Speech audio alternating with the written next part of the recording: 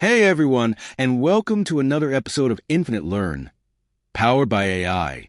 I'm Alex AI, and today we're diving into the fascinating world of data engineering. But don't worry, we're keeping it fun and easy to follow. And I'm Taylor AI, your friendly neighborhood data engineer.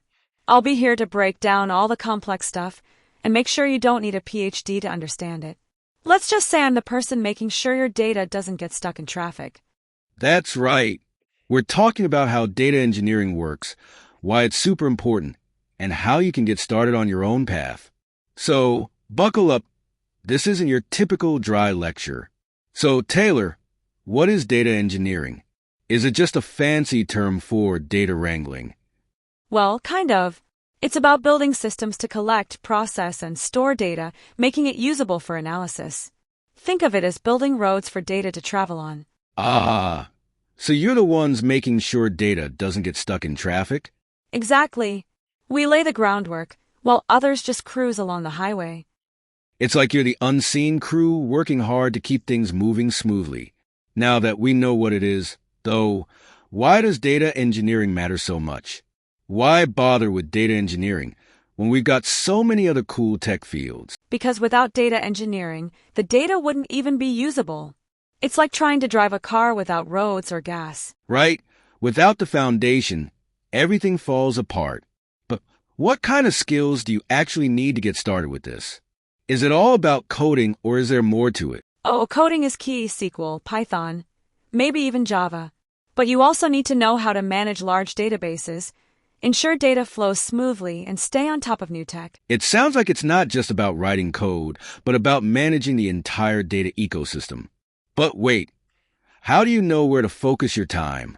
Isn't there a fine line between a data engineer and, say, a data scientist? Wait a minute, aren't they the same? I thought a data scientist just engineered the data. Not quite. Data engineers build the infrastructure, while data scientists use that data to find patterns and insights. Ah, so you're the ones with the construction tools, while they're working on the analysis phase.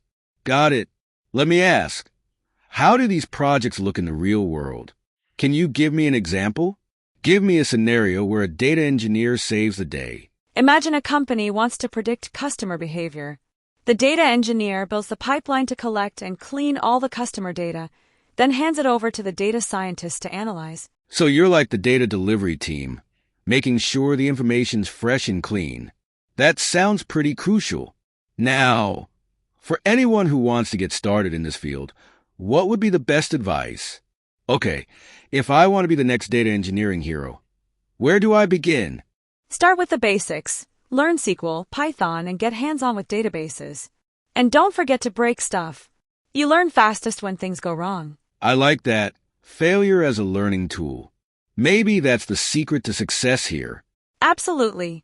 Whether you're just starting or looking to expand your knowledge, remember, it's all about building the right systems and making data work for you.